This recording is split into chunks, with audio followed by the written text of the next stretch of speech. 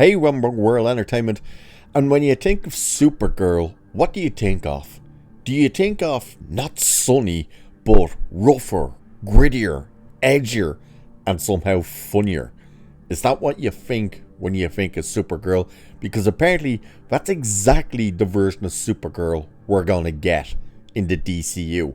Yep, the writer for this thing has come out now to say how she ended up writing this story that's going to be inspired solely from Tom King. And it's not the case of she was handed one copy or two. She was handed a stack of Tom King comics. So James Gunn didn't walk in and go, here's pretty much all the Supergirl comics. Have a read, get inspiration, see where you want to go with it. No, apparently he just walked in and handed her nothing but Tom King's comic book run. And she felt so compelled to write that version where this character is going to be pretty much down and out because she felt she could relate to it better, because she thinks the character who watched her homeworld get destroyed, you can't relate to the character when it's a nice character. This sounds like this movie's going to be a disaster. Like an absolute disaster, which it probably already is going to be a disaster, but the fact that all she was handed was Tom King's comics, that straight away is red alert. Just wave the white flag, we surrender, we're giving up. Why? Tom King is the worst. Even comic book shop people hate him. Go into a comic book shop and ask them about Tom King and watch their reactions. And the writer for this movie, whatever her name is, Anna Nogura, whatever the hell her second name is, this is the one who co-wrote, by the way, The Flash. So keep that in mind. She admitted she never connected to the earlier portrayals of Supergirl. And she told Variety, this is what she said. She watched Krypton completely be destroyed. I was always like, I can't get my head around the version of the character that is so sunny. Tom King's take, she explained, finally clicked. His version was rougher, grittier, edgier, and funnier. That approach leaned into Kara's past and helped her define a darker cinematic version for the DCU. So, the character we met at the end of Superman, who was drunk, slid into the Fortress of Solitude, was getting pulled around in circles by Crypto and all this, and walked out going, see you later, bitch, to Superman. That apparently is going to be an incredibly darker version when we get to see her in her own movie. That's going to be rougher, grittier, and edgier. And then to throw in the line of, and funnier. So you're literally saying, how could she be so sunny and happy? And now you're saying it's going to be funnier. So surely that still leads into that crap then. It's so bizarre. It's everything you don't want to hear.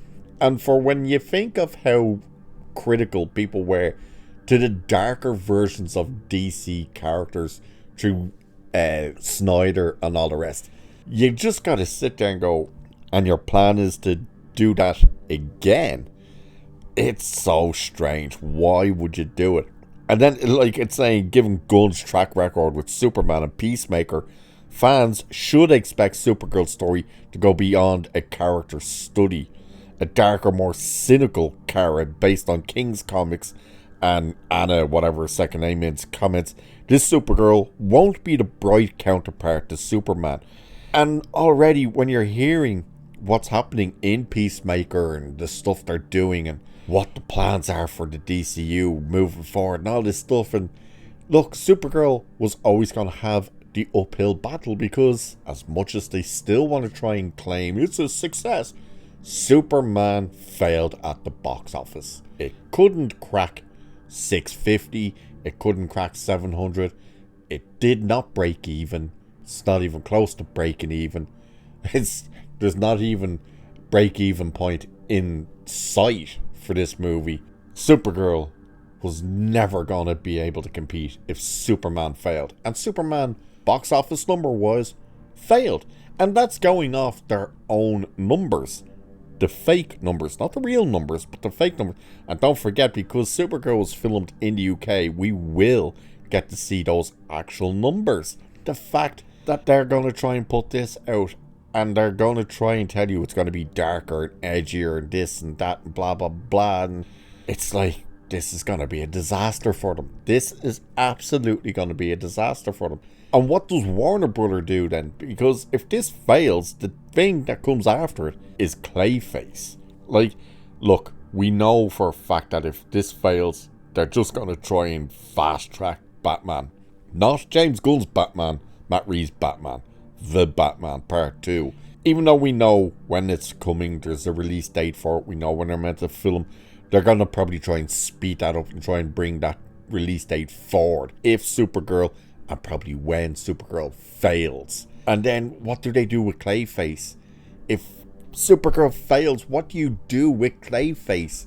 You're going to sit there and go, well, do we release this? Because it's being filmed right now. And I think this is one of the issues that they're going to run into with James Gunn, is the fact that he's not just greenlighting crap, he's putting crap into production before anything else comes out. So you're going to end up with this list of crap sitting there that Warner Brothers is going to be stuck in a position where they're not really going to know what to do if they all keep failing. It's like, well, we can't just pull it because they filmed it, they've edited it, it's ready to go, unlike Batgirl. But it's the case of, what do we do? Because if we just pull the plug on this, we're screwed because we've put so much money into it. If we release it, we're screwed because it'll probably lose money. Do we just dump it on HBO Max where we're not going to see an investment back on it? What do they do? At this stage, they should be turning around to James Gunn and saying, look, write scripts all you want, but we're going to have to stop putting crap actually into production until we start getting a few things out and seeing the reaction. Like, Peacemaker hasn't even charted. It's not even charting. That's how bad this thing is being received. Everybody's calling it a joke. The fact that they're pretty much insinuating that Lex Luthor has said he's listening to what everyone is assuming is Killer Croc butt humping who people are thinking Dr. Phasma's. It's like, really, that's the direction we're going in with the DCU. That's the direction we're going in.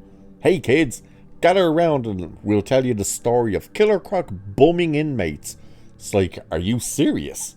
That's the tone you're going with. The tone for this. Now, James Gunn did say each thing will be tonally different from one another. So it's not all going to be bright and happy, but it's not all going to be dark and gritty. But at the same time, you can't have it being this absolute yo-yo of a thing where this is going to be super light and for the kiddies, but we're going to take elements from this and stick it into this thing where there's orgies and now talking of butt raping and all this crap and F-bombs, and then we're going right back into happy yay for the kiddies again. And that's the thing I said. If we don't even know if Supergirl will actually be a PG-13 movie. And now, hearing this idea that this is going to be darker and that it's going to be rougher and grittier and edgier, that's one of the key words I think to keep in mind with this, is edgier. Are we actually looking at the possibility that Supergirl could be an R-rated movie? Because we know Lobo's going to be in here. And if they just want to do full-on Lobo, you're probably going to have this big, bombastic, over-the-top, F-bomb dropping, people murdering psychopath, basically, that is Lobo.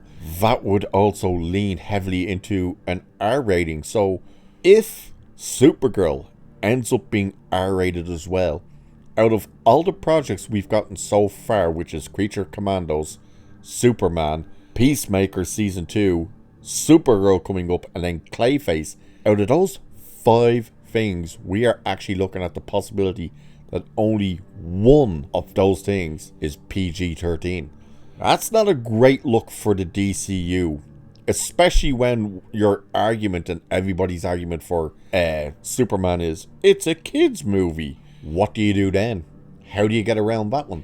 It's insane. I hate everything I'm hearing about this movie.